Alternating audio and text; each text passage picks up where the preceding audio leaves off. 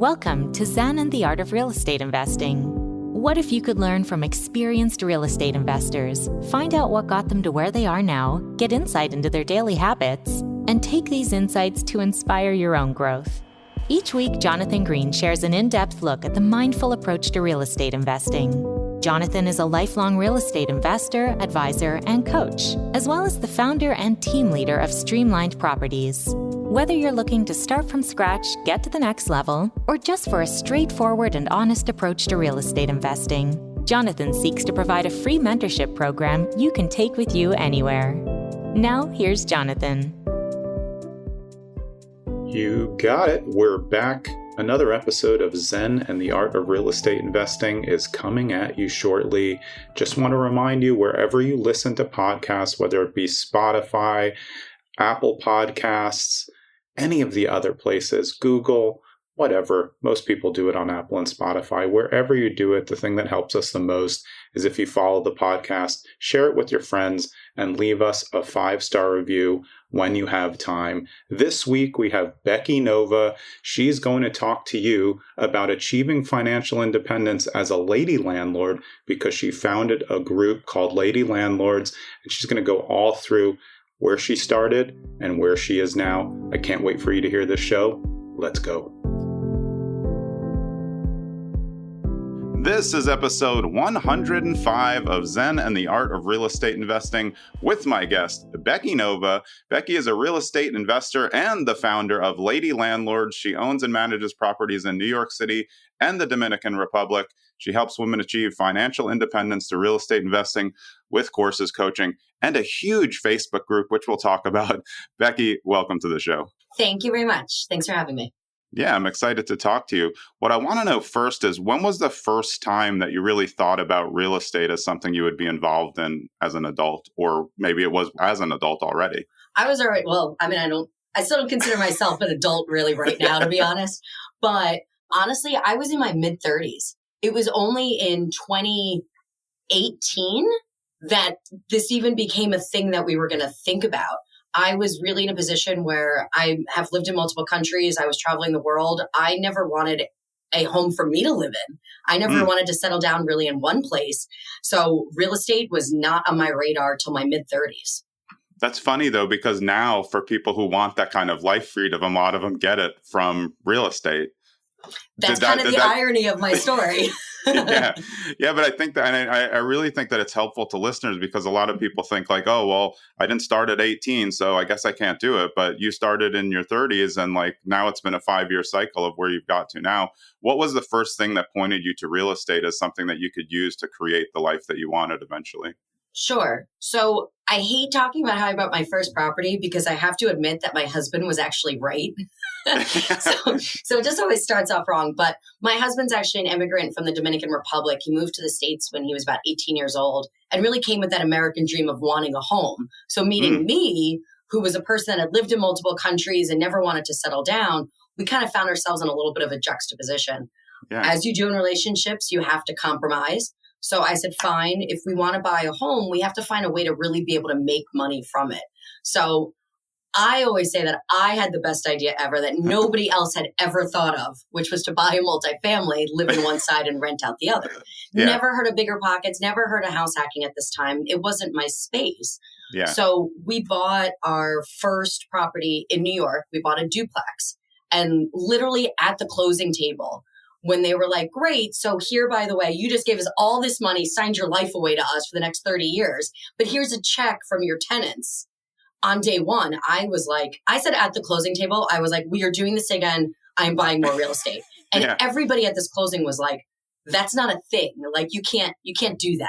And I was like, I can. Like, this is a huge opportunity that I just found. We've got to do this. And that really was the complete game changer for us. Yeah. And I think if you just like, it's really so simple. You're buying something with leverage and then somebody hands you money back. Like, this sounds good. And if you can do it and the numbers start to get better, you can make more money. So you really saw that right then at that moment, like, okay, this could be something. I think it's interesting, though, because a lot of people who do house hack first don't even consider themselves investors. And most single family homeowners who just buy a home don't think they're investors, but everything is an investment. If it can increase in value and you can value add it, you can gain money from it later. Right. I wish I had the perspective when I went into that purchase too, because I wasn't looking at it from cash flow. I wasn't really evaluating for that. I live in New York. I was clearly doing whatever I could to really just lower my average cost of living here. Yeah. Right. So to me, like, I was able to figure out at least that this property would allow me to live for cheaper than I already was. Right. That I knew that I would be saving money every month by living in this multifamily and renting out another unit. That worked for me. But I didn't think about all those other things that I think about now that I've kind of really entered more of the investor space. Now that I put that label on me, now apparently I do a lot more math before buying a property. But completely agreed. People that are buying their forever home should still really be thinking about, what is this going to look like in 30 years? Not just, is this the place that I personally want to live? Yeah, and I think people also kind of forget the enjoyment part. So you guys looked at that first house hack, your husband wanted a place to live, a place to call home. You adjusted to that, but you're also looking at it as an asset. And I think that's where like kind of new investors are missing it, because they're only crunching numbers. And it's like they're not focused on the actual property and the block and what's going on. And is this neighborhood appreciating? Because they can get really tied into just like the numbers, but there's so much more outside of the spreadsheet in real estate. How quickly did you learn that you wanted to keep doing this, and how long was it between the first and then the second property? Sure. So like I said, at that closing table, I was like, I'm buying this again. My realtor, my lender, the seller's attorney was like, lady, like, you can't do this. Like, that's just not how it works. So really after we closed on that first property, I went down this rabbit hole. That's actually when I found Bigger Pockets, started listening to podcasts, reading books, listening to whatever I could, going to meetups, trying to learn everything I could about real estate. And what was actually interesting was that I found that it was so overwhelming to come up with all of these different strategies. On one side, I was like, great, there's so many options, but oh my God, there's so many options. Yeah. So at that time too, when we closed on the property, we had a ton of problems with that first property. And my husband became like, no, I don't even want to own this house anymore. This was a horrible idea. We had like water running through an electric panel. And my husband was like, we're city kids. My husband's like, do we call a plumber, an electrician? I'm like, I don't know. Yeah. Yes.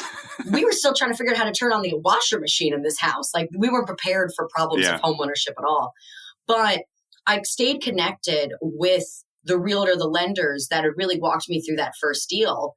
And we ended up finding an off-market property through our same realtor across the street from the duplex that we had bought. And we closed, Jonathan, you'll never believe this, 1 year to the day. Wow. May 22nd, 2018, May 22nd, 2019. That's how long it took us to close on then a 4-family and a parking lot. Which, wow, so 4-family parking lot on the side that you could use for either the building or for rentals, whatever you want, obviously. Correct. So what part of New York was it in? Because that's the parking's obviously at a premium no matter where it is, unless you're like out in the sticks. Correct. To us, like, whenever I say like, oh, I own a parking lot, people, when I talk to them out of state, they're like, so what? But I'm like, no, you don't understand. Like, I make more money off my parking lot than I do the building. Yeah. So I'm in Yonkers, New York. So right outside the Bronx, right north of the city. Yeah, very familiar. I spent my weekends all over Westchester growing up. So yeah, very familiar. And parking is at a premium there, and it can really bring for people commuting or anything, any type of car storage and that. Right. So you had a 2 and a 4. Those were the first 2. What was it like? Because you were saying like you didn't even really know how to like work the house. How was it figuring out how to become landlords? Because this is going to lead to your journey of becoming the Lady Landlords and creating this whole thing. But what was it like just figuring out how to landlord? At the very start, it was so confusing because there really is no like guidebook, right? You have your lease, and that can be very black and white, right? That just from a standard perspective tells you like this happens or this happens. But there's so many situations in landlording that kind of fall within that gray area. I'll never forget the tenants that we had upstairs in the duplex. The girl called me and she said, hey, I put too many clothes on my clothing rod in the closet and the rod collapsed. So I need a new one. And part of me was like, well, do I need to pay for this? Was it the structural integrity of the clothing rod? Yeah. Or was this because she overloaded it with clothes? Like, really, like, who's responsible? And like, I'm sitting there and I was like, there's no way I can overthink every single little thing within this business. So we really had to put structures and kind of systems into place to really be able to make the decisions of what was going to be our responsibility versus theirs, right? Yeah. So we were like, listen, it's a clothing rod. Let's make them happy. $25, let's just buy a freaking clothing rod, right? So we went and got that. But then at that point, that really gave us a good opportunity to get our footing into what are the things that we need to consider. Our lease definitely got beefed up. The way that we communicate with tenants definitely kind of changed. So that house hack with just having that one rental unit was perfect for us because it gave us enough of a taste to figure out how to make landlording work in the future. So then when we took on and now added another 4 units, it wasn't crazy overwhelmingness, which was fantastic. Yeah, I mean, I think that way is better because I feel like if you're over prepared as a landlord and you've never actually been a landlord, you're going to have a very, very extensive document that's going to scare people off. Like you have a 12-page lease. Someone's going to say, I'm not really interested in that. That's way too much. Why are you talking to me about hanging rods in the closet? I'm just moving in. But as you said, you realize quickly that the 4 corners of the lease only tell you so much, and that a lot of it is like, okay, let's add this to our standards and procedures as we go. And I would kind of make that applies to short-term rentals as well. I don't know if you've dabbled in those, but short-term rentals, it's very clear. Like you can't really have everything there because every time somebody stays there, they say something, well, we really need, more than 3 pots and pans. And you're like, well, that's a pretty good point. And then you do that. And that's what you guys did, 2 to 4. And then at 4, you're going to learn more about having more tenants in a building. Right. And you can't account for every situation in life. Yeah. Who would have known that the closet rod would have happened? I had a tenant actually in the 4 family that had moved in. He, on his move in, he rented the 3rd floor apartment and he was too cheap to get movers. And I don't know if you remember the movie Hook back with Robin Williams. Yes. Years ago, right? Well, there's a scene where Hook is walking up the stairs to go kidnap the kids and he drags his hook all through the stairwells. Apparently, my tenant decided to reenact that scene. Yeah. And he did that with his furniture and absolutely destroyed the walls of an 1890 house, this old Victorian house.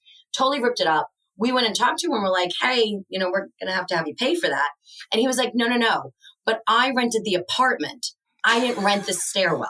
And I was like, well, that's a good one. Interesting line of logic here. Luckily, clearly my lease, it says the premise. But, that was kind of when I realized we're not going to be able to account for all types of people and all types of thought process. So we need to put, our best foot forward in a lease. But there's just going to be situations that are always going to fall outside of that. Yeah, and you can't please everyone. Both those 2 examples are important because I think the first one, that was clearly their fault. They overloaded the clothing rod. It wasn't like a clothing rod problem, but it's also it's $25. So why not just do it? Because that's how you build a relationship with the tenant, which is what you need to really be successful. You don't want to have contentious relationships with tenants. That only makes your life worse. But then with the second one, that's clearly their fault. And they should have known when they're, scratching a table against the wall that's not free. You would have thought. Thought. But it's those situations that we are in a customer service business. I feel that's even more the fact in a short-term rental than a long-term rental, but we are providing people with their homes. It's our house, it's our structure, but it's really their home. So we do need to kind of find that balance within landlording of how to make sure that we're taking care of our tenants, but also put a boundary up where they clearly can't abuse things or take advantage of a system, but still be able to say, what do we want to see from this relationship and how do we want to keep it the most copacetic we can?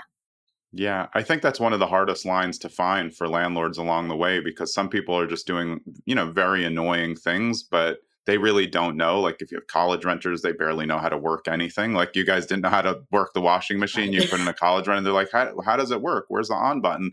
So you have to do more in that text. But I think that's part of the journey that I'm sure we'll talk more about is understanding which things you really should do. Because if the first one, like we said, with the clothing rod, that was their fault. But do you really want to be the landlord that says, hey, I'm not going to do that. And then that sets off a bad precedent. And then you have to go another 11 and a half months with someone who's annoyed at you and not telling you if there's dripping water.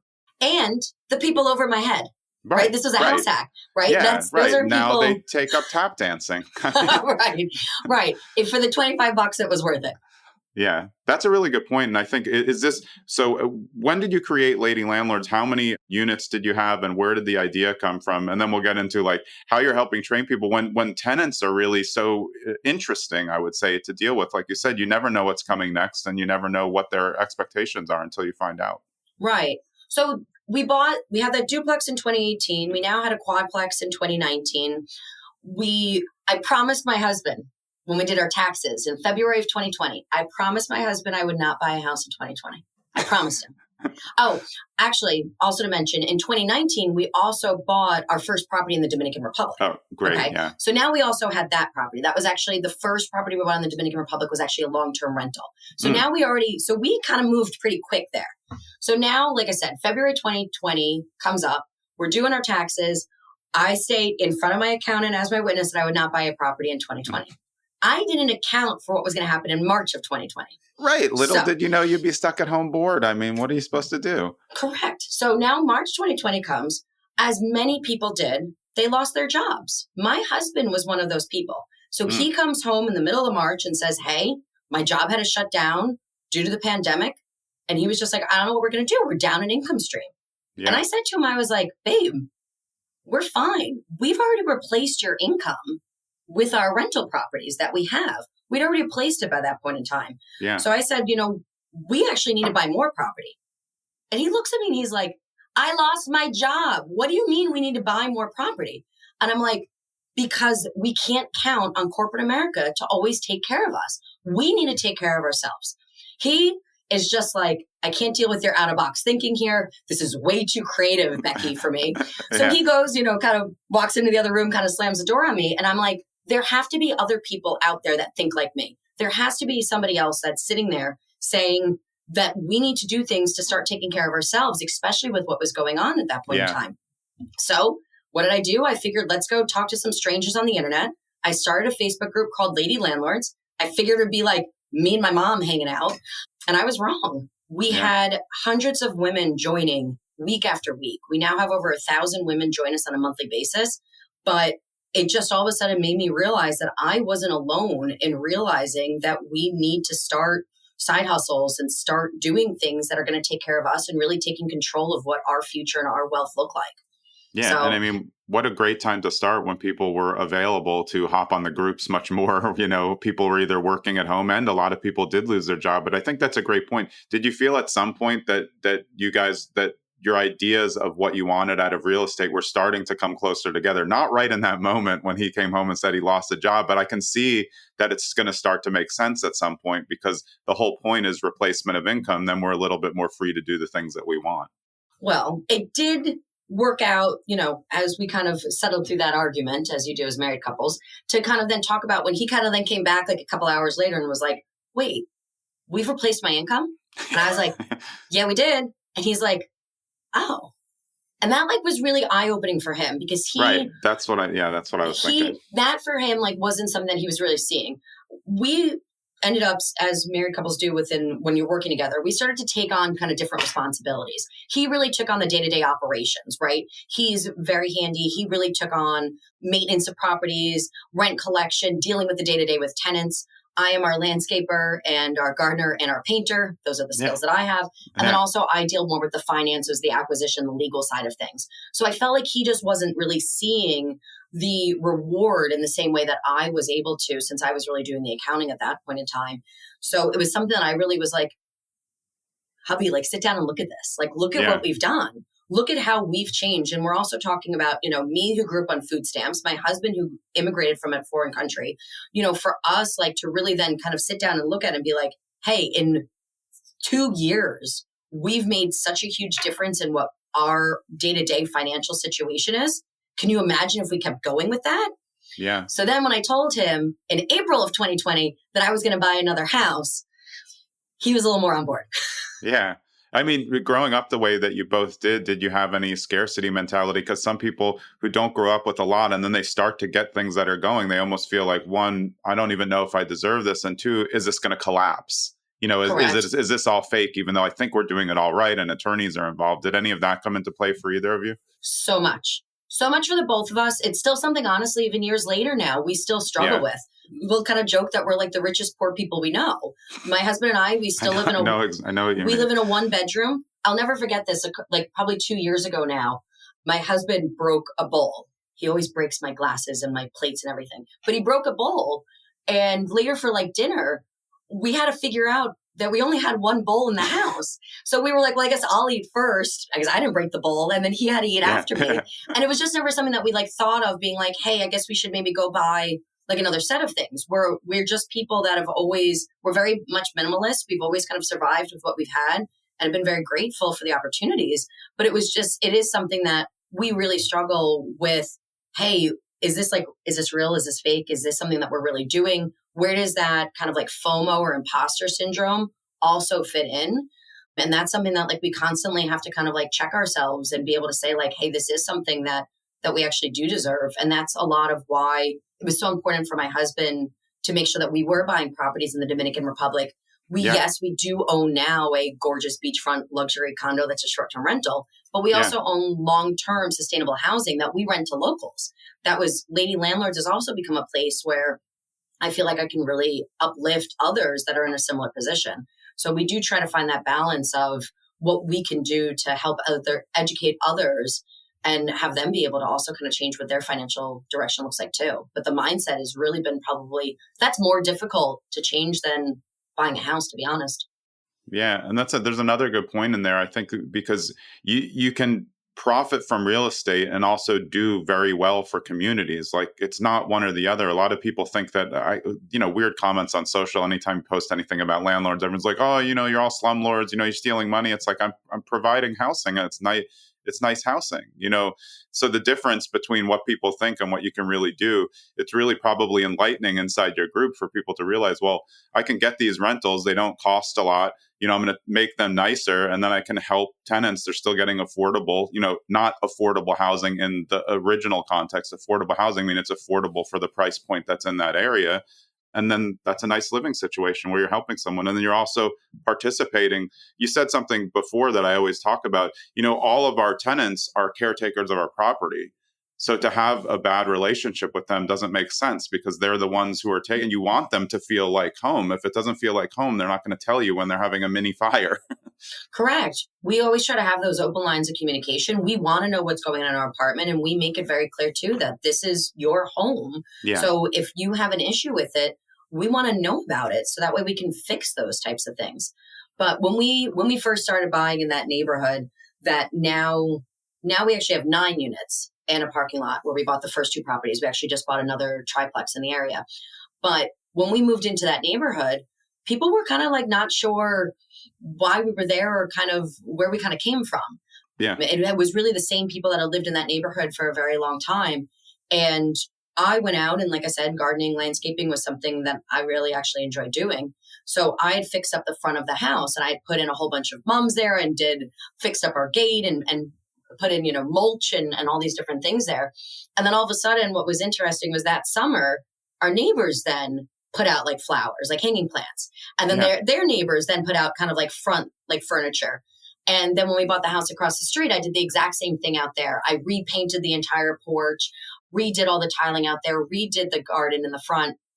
And now it's been something that our neighbors have actually told us like, hey, thank you. Because when you guys, the 2 properties that you bought across the street, you can now see years later how much nicer the whole neighborhood looks. And from that, what's actually come is how we ended up finding now the 3-family was because when people want to sell in the neighborhood, they usually will come to us. I have like 2 or 3 opportunities on that same street because people are saying, hey, when I retire and want to move back to Puerto Rico, to the Dominican Republic, where they might want to retire, they're saying, we want to sell to you guys because we see how much you've done in the neighborhood. And they care about the neighborhood and the long term. So they don't want somebody to come in who doesn't care and try to knock down a building and put up some modern thing in the middle of 1890s Victorians. That's silly. And that's neighborhood maintenance, which is important for local landlords. Correct. And that's something that's actually happening in that specific area. There are people absolutely door knocking. There are people that are turning those things down. I've actually joined our city's planning board. I'm on our quality of life meetings, really to sit there and be a part of that. One, you need to protect your investments, but two, so I can also have a say and be a part of that change that's happening in that community to make sure, that we're not knocking down all these gorgeous historic homes and just going to put up a whole bunch of modern apartment complexes. Yeah, I like them, but they have their place, and they're not usually on a block with all Victorians. Right. They're about a mile down the street from where these properties are, but not that are on that street. Yeah. Hey, it's Jonathan. This is a brief interlude from the episode so I can talk to you about the fact that my real estate team, the on-market version, we just changed brokerages. So now we're at Real, which is Real Broker, LLC, and it is a progressive brokerage. We're super excited to be there. And one thing about what we do is we are an on-market, investor-friendly real estate team. So you're probably here because you're interested in real estate investing or you're an experienced real estate investor. We work with hundreds of real estate investors because we are focused on understanding investor dynamics. 99% of real estate agents don't understand what investors are looking for. We do. It's my background, and I bring it to my team every single day. So if you are looking for investor assistance in the state of New Jersey, we have you covered. Parts of New York, good. A little bit of a part of Nevada, all good. Also, if you don't know an investor-friendly agent in your area and you need help, just reach out to us. We will connect you. We have investor-friendly friends who are agents all over the country. Let's get back to the show. Overall, now with so many people in your Facebook group and so many people that you coach to help being landlords, what's your overall view on property management, from being a small investor to obviously at a large investor with multiple units, you're probably going to need to it. But what's your kind of overall thoughts on property management for newer investors, couple units, 5 units, something like that? So I always tell people when they're starting out, even with that first property that you get, run it as if you have 100 of them.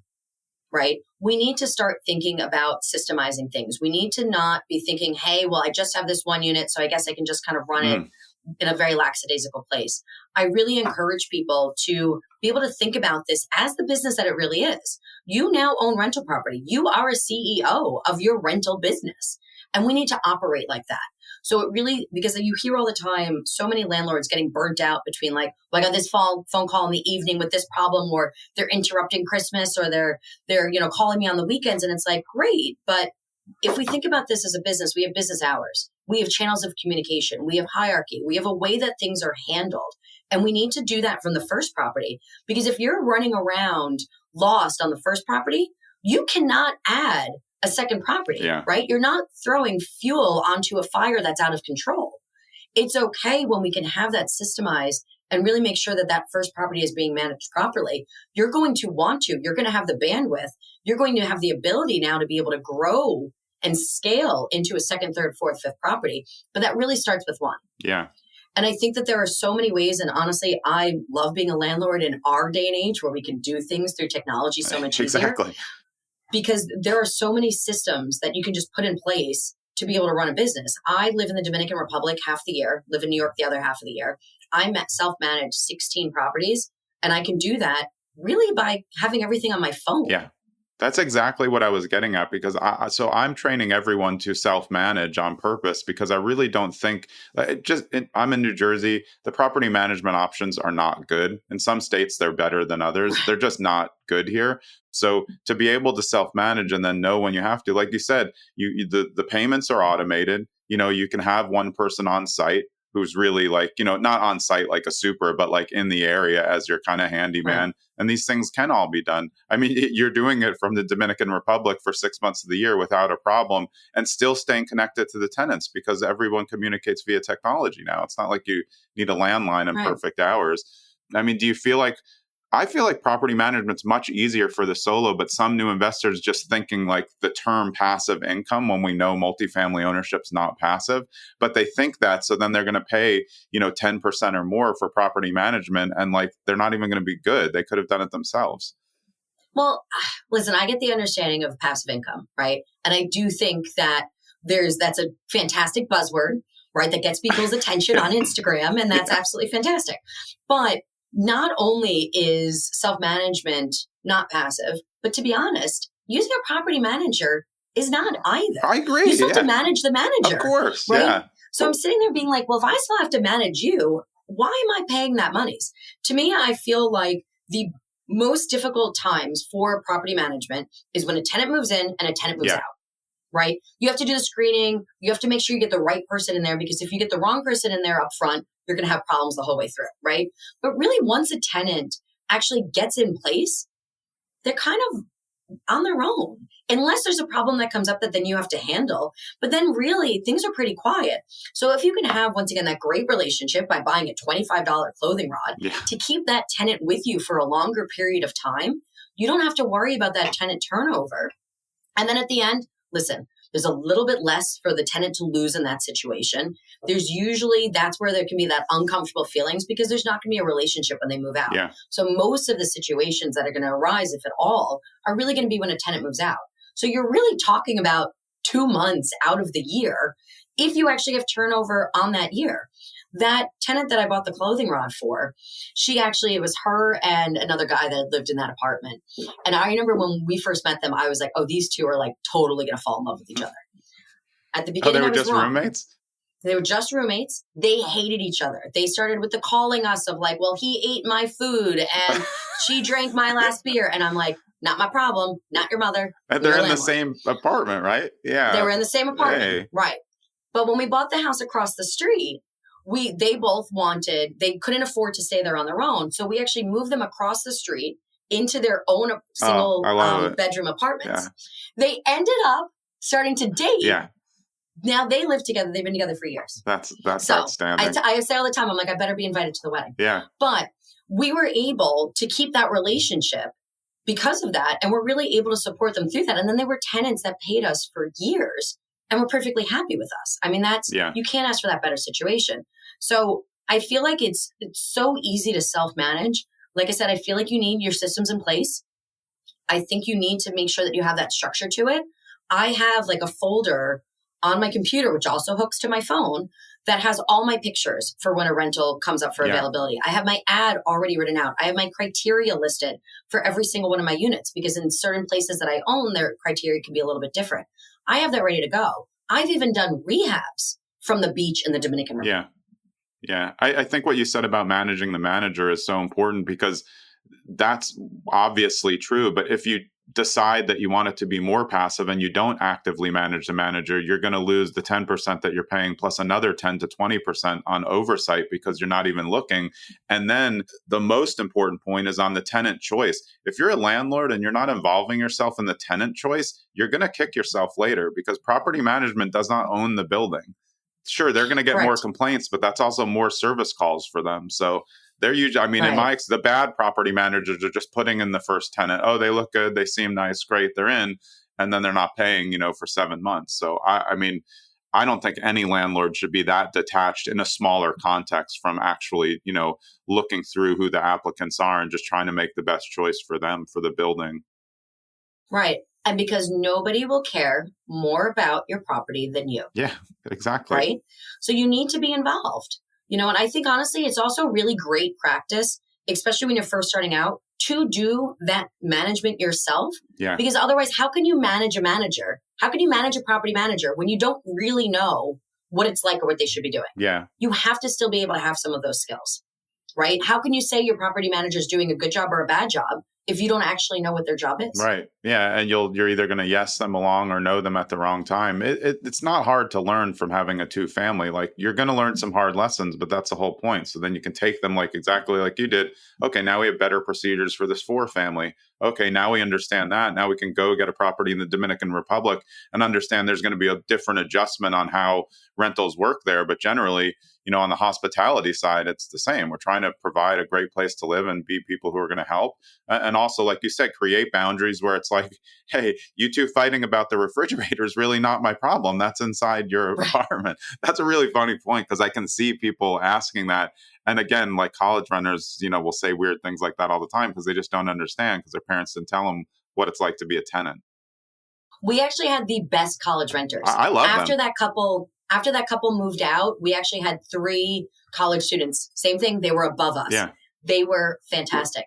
They also didn't know how to use a washer machine. So they would take all their laundry back home to like their mom's house. It was great. Yeah. My son lives in a 4-family, and they just haven't put a washer dryer in the basement. So he comes, I go pick him up and we do the laundry once a week. So it's great for me. I'm like, he's like, when are they putting the laundry? I'm like, I hope never, because this is great. We get that whole day of just laundry.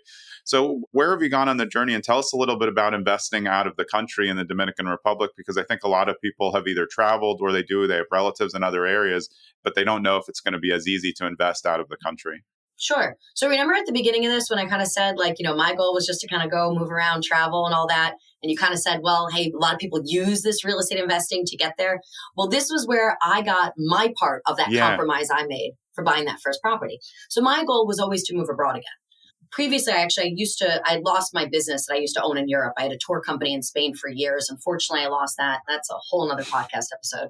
But to me, using now real estate was a better way to create a better foundation financially to be able to move abroad. So we'd already brought that 1 or 2 properties that we had that were long-term rentals down there. That, once again, they're not our best cash flowing properties, especially not compared to what we own here in the Bronx and in Westchester. But it was really something that we thought was really important to be able to do. So those were actually new construction that we were able to buy. And I mentioned that because that's a little bit different than when you're buying something that's already developed. Yeah. So then when we decided, hey, now we're in a place where we really can live out of the country for half the year, that was then something that we said, hey, now we're going to look more for our home that then we would short-term rental when we weren't there.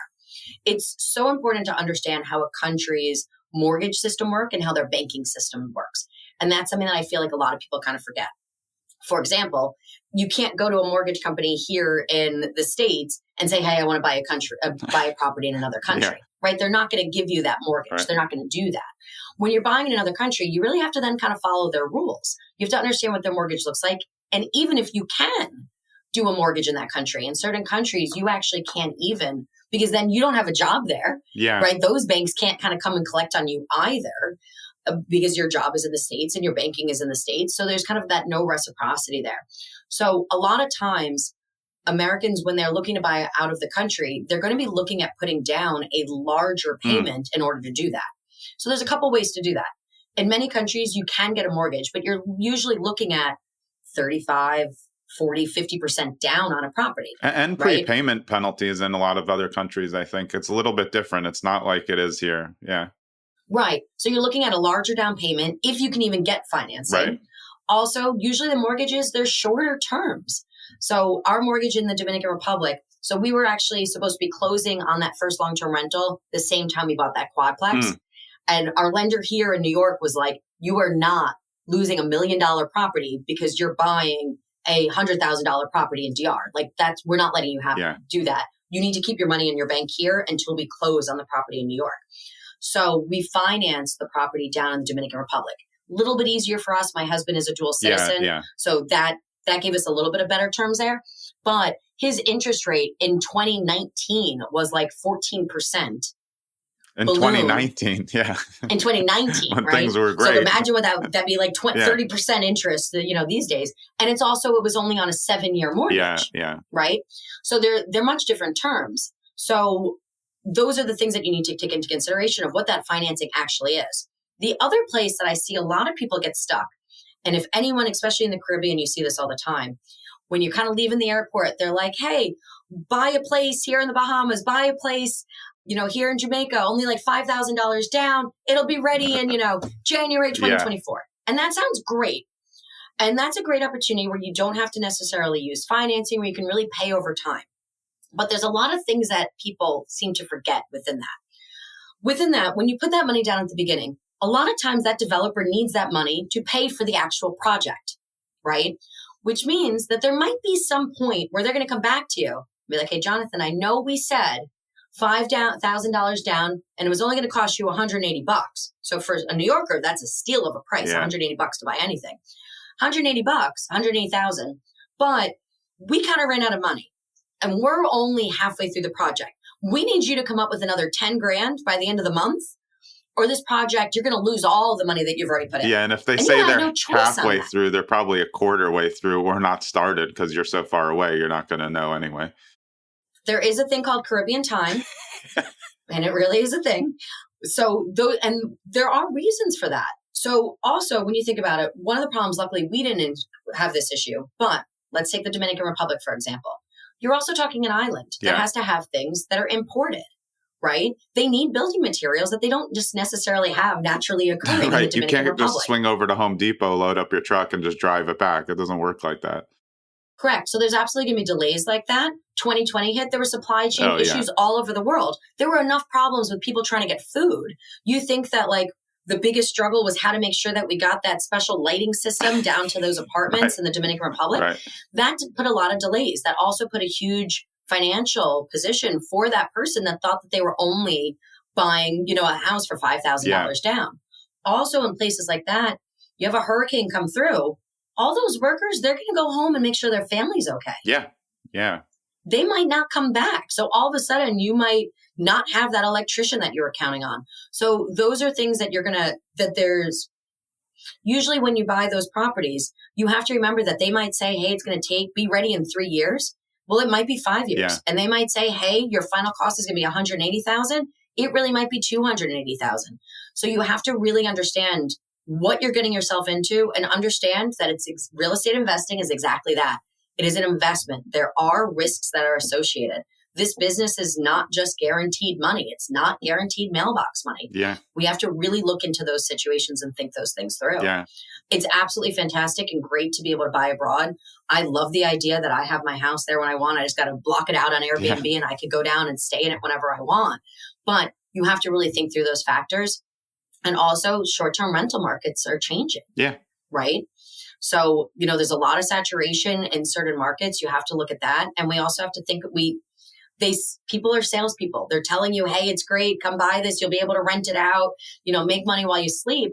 And that's really just not the case in real estate investing. Yeah. Allie Boone was on my podcast not that long ago, probably maybe 10 episodes before this. And her first investment was in Nicaragua and it completely went belly up. It was a new construction. And so that lines up with exactly what you're saying. I actually owned a timeshare in St. Martin for years and we used it a decent amount. It was the beach was like I could throw a stone and be right into the water. So it was amazing. And then my dad called me one day. He's like, remember that hurricane? He's like, it's gone. I'm like, what do you mean it's gone? Oh my God. He's like, yeah, it's just that whole area is gone. This has got to be 20 years ago at least. But and I said to him, I was like, but I like going there. I'm like, well, are they going to, fix it? He's like, no, the money's just gone. It's like, we're done with that.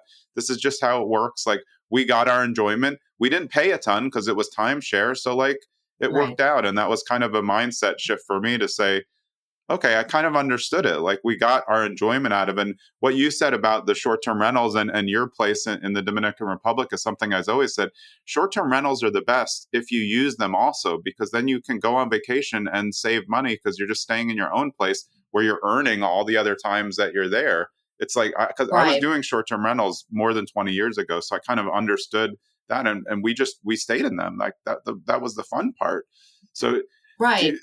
This is one thing that I think people say, is it weird for you to kind of have your place and then let other people stay there when you're not there? That's what I think people think when they're like, hey, I want to get a cabin in the Catskills, but I don't really want people touching my stuff. So here's actually what I did to kind of sort that out. So in 2021, we actually found the complex that we wanted to buy in the Dominican Republic, that we were actually wanted to make our home and really live in.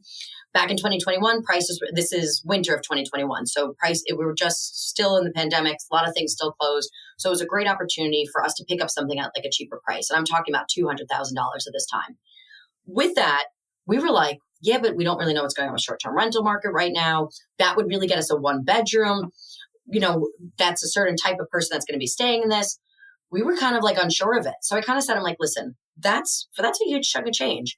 Let's instead buy another property in New York. Let's buy $1 million asset with that same $200,000.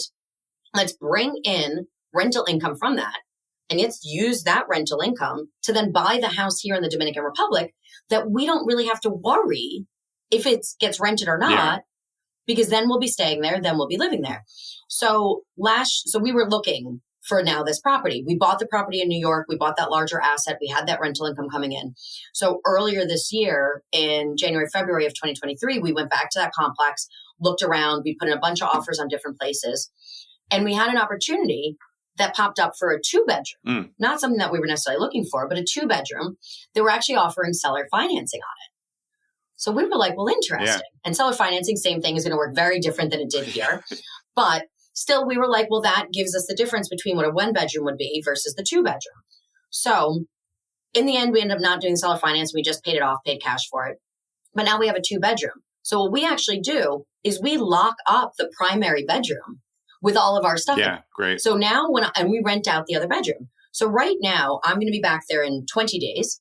And when I go back in 20 days, even though I've had renters all this year, there's actually a renter there today. Yeah. But I'm going to go back and I'm going to open my bedroom, have my clothes hanging in my closet, have my toothbrush in the toothbrush holder, have my linens there that have absolutely, that are not touched, that are all clean, fresh, ready to go. So that kind of makes a difference to be able to say, well, this is really then my home, but yet I can still rent out that other part of it. Yeah. Right. And that was really me then just running the numbers on what I can do to still rent it out as a 1-bedroom. Does that still cover my costs? Can I still make money with that? And what's the difference between renting it as a 2-bedroom versus a 1-bedroom? Yeah. A 2-bedroom, which now you have a king bed in the primary. I have 2 queens in the 2nd bedroom. That's already a lot of people staying there. Right. Do I now want, and I got to pull out couch in my living room. Do I really want now somebody that's going to rent a 2-bedroom because they can have 8 people there and I'm getting an extra $100? Yeah. Yeah, I'm so glad I asked that, because it's really a question that I think people struggle with in terms of getting one that they want to use, and that's the perfect thing. I've stayed at a lot where there's a locked closet or a locked pantry, but I love this idea, especially like if you got a 3 or 4 bedroom. What's the big deal if you just lock 1 bedroom? Because you're just renting. You're not pretending it's a 4-bedroom, just renting it as a 3-bedroom, and you explain it like that's our space. Use everything else. Kitchen can be cleaned. Correct. And I can advertise that we have an oversized 1-bedroom. Yeah. Because our living space is the size of a 2-bedroom. Our kitchen is twice as big as the 1-bedroom. And also a lot of ways that complexes, especially in the Caribbean build, is the more bedrooms there are, the closer they are to the beach. Yeah. So I technically then in the complex have the closest 1-bedroom to the beach out of 200 units. Yeah. That's great for advertising my short-term rental market. Yeah. And if you think about all the pushback on short-term rentals just in general in the United States and outside, if you're someone who has more bedrooms, but you're bringing in less people, that's more attractive to the people who are annoyed by short-term rentals, because you're not doing that 2 rooms, 8 people. You're doing just less people. You're even cutting off a room. So at least you're hedging your bets in favor of the people who are complaining. You say, hey, look, I have a couple rooms blocked off. So it's less people. It's hard to fight with what they're doing with the regulations, but that's at least on the side of they'll be a little bit happier. Correct. And I can really show, hey, listen, this is my home. This is where I live. But yeah, sure, I rent it out. I'm not here for the other half of the year. What am I going to do? Just leave it empty? Yeah. Yeah. So at least in that way, it does create a better conversation, a better dialogue to being like, no, I'm not taking all out advantage. I don't own 6 units here saying, cool, let's put in 6 people in a 1-bedroom and, 10 in a 2-bedroom. I'm really thinking about the complex and the community within that building. Yeah, I love that. I can actually see someone who's opposed to short-term rentals then thinking like, actually, Tommy's not even in that room anymore. Why don't we rent that out? Sometimes we can get money and make people happy, and we can leave and lock a room. I think that's a great idea. Right. And it's a great balance to, I understand, listen, we clearly need money for food. We need for transportation. We need money to actually live. I get that. That's just the way that our world works. But it's really nice. And once again, kind of coming from like poor kids scarcity mentality, to be able to say, hey, listen, what's a little bit more valuable to us than money? And that's peace of mind. Right? That's saying like, this is something that the whole reason we get into real estate investing is to do the things that we want to do in our life, right? You always hear people saying, well, I want like freedom of choice, freedom of option, freedom of time. Well, great. When you get to that, we need to now use that. So now I love the fact that I can say, hey, I have my place. It's okay. I live in it during high season. Yeah. I can make a lot more money if I rented my place in the Dominican Republic in January and February than I do in July and August. Yeah. But what brings me happiness is not sitting in New York in the freezing cold. Yeah. I don't want to see snow. I think if you look at your story and too, how your husband and you had kind of divergent ideas of what real estate was, and now you're making like well-educated compromises now on real estate. Like that's a compromise. Would it be nicer to just have the place that nobody goes into? Sure. That would be nicer, right. I guess. But this is also smarter. And you found a way to make it work with having kind of a little of what would be really perfect, which is nobody there, but also making money. So I think like if you look at the journey of how you two figured out like different mindsets and coming together, you know, real estate can play such an important role in people's lives, couples' lives. But I think, you know, going through your community, have you found that it's really important for couples to just be on the same page about it? Whole families, anybody involved in it, if they're not on the same page, investments are going to go south real quick, and relationships are hard if you're always arguing about like, hey, why'd you get another rental? Right. I get people that ask me all the time, like, oh, do I do partnerships? Or like, would I partner with them to like buy a place? And I was like, listen, I got one business partner and he's obnoxious. We debate colors of walls. Yeah.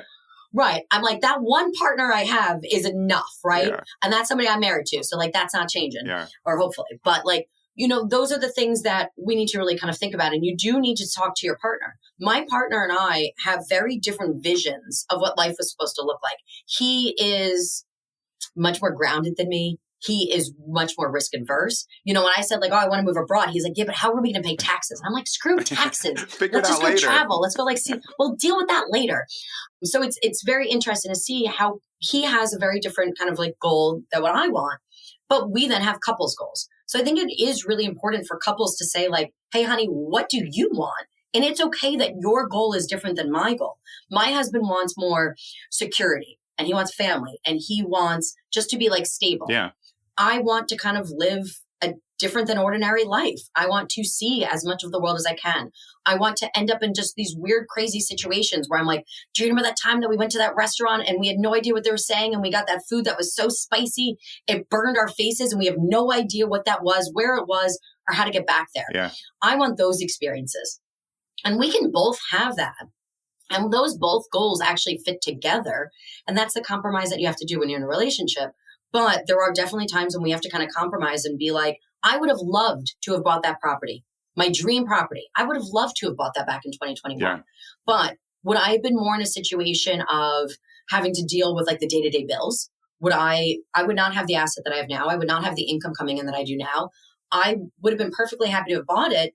But would I have been able to sleep as well at night? Probably not. Yeah. So those are the situations. And I also would have gotten the stress from my partner because he would have not been happy with that situation more and would have reminded me of it every single day for the rest of my life. And nobody needs that. Yeah. So it was something that it was a really great idea to be able to sit down and say like, hey, what are we both working towards? What did you want? What do I want? And then how do we kind of bridge that together? Yeah, I think that just goes to the educated compromise. I think this is what people really want, you know, should be focusing on. You can take all the lessons of landlording and things that we've talked about, but really it's about figuring out what things are going to work for you in your life and how to not, you can't grab every shiny object and just get it. You know, that sounds great, but then you're going to have to fix it later. So you can look at it and say, that looks nice. I want that. But like you said, maybe I'll get that next year. You know, I'm going to do something here to produce more income that's going to make it easier to get that next year. That's just a smart decision. But it was also based on your experience on the 2 and the 4. So you're kind of figuring it out as you go. So I don't think people have to rush to, you know, get doors. This is a great reminder to just kind of relax, acquire smartly, figure out your mistakes and get better at being a landlord. And you have to think of your whole portfolio and really your end goal. I feel like I see so many investors that are like, well, I want to buy a property. I'm like, cool. Why do you want to buy a property? Yeah. Like, oh, I need like a door. And I'm like, well, you don't need a door. Yeah, exactly. And I actually hate that. I hate talking about things in terms of doors because like somebody could have a lot more doors than me, but yet make a lot less money than me. Yeah. And they could own 1% of the doors. So, I mean. Right. Oh, 100%. There's that, especially at like a networking meeting, like when I meet somebody and they automatically like, oh, like, nice to meet you. How many doors do you have? And I'm like, I gotta go to the bathroom because it's like, I'm not going to get into like that pissing match on like who owns more doors. Yeah. That's always bothered me in this industry because there's just so much room for interpretation that people like to take. Yeah. But within that, like, I think people need to think about what is their end goal. right? My end goal was to move abroad. My end goal was to now be in a better financial situation where I wouldn't lose my ability to lose abroad like I did when I lost my tour company. So that was what I was setting up. I knew then every purchase I made after that first one, right? Because I didn't really count that one or really think that one through. But after that first purchase, everything else that I did had to be, well, how does this fit into that bigger picture? Like I said, 2021, I would have loved to have bought the dream beach home, but it wasn't the right place in my plan and my strategy. It made sense to be delayed. And that was okay. And I stuck to my plan and I stuck to the strategy that I knew would get me to that financial freedom and to be able to get me to buy that dream home where I can say, hey, I can afford $320,000 in cash because this is what I want. Yeah. And that for me was then my eye-opening thing of being like, I actually did it. Yeah. Yeah. And before we hop off, I think the difference between the word need that we were saying somebody uses, I need a door and this is what I want. Want is empowerment and need is fake. You don't need real estate. You have to want to get it and you need to know the why, like you said. Really important and great stuff, Becky. Where is the best place for people to find you? Is that lady-landlords.com? Is that the best place to learn about that? Anyone can find me there on the website at lady-landlords.com. But otherwise, for those that identify as female, the best place to find me is on Facebook at Lady Landlords. We have over 40,000 women in our community. Come join us. And for anybody else, find me on Instagram at the Becky Nova. Yeah. Awesome. Well, Becky, it's been a pleasure. I'm glad we got this set up. And I really think there's a lot of tidbits for people to take away from this episode. Good. Thanks for having me on, Jonathan. Absolutely. That was episode 105 of Zen and the Art of Real Estate Investing with Becky Nova. I'm Jonathan Green. See you next episode. I hope you enjoyed that episode of Zen and the Art of Real Estate Investing with me, Jonathan Green. And I just want to remind you, and this is always an uncomfortable part, I don't want you to think that I'm begging for you to like, subscribe, follow, do whatever you have to do for the podcast, leave a 5-star review. But if you like the podcast and you think it adds value in the real estate investing sphere, then just do me a personal favor. Like the podcast, follow it, share it when you can with your friends, and be so kind as to write a 5-star review if you believe it deserves a 5-star review up against what else is out there. I would really appreciate it, and I hope you keep listening.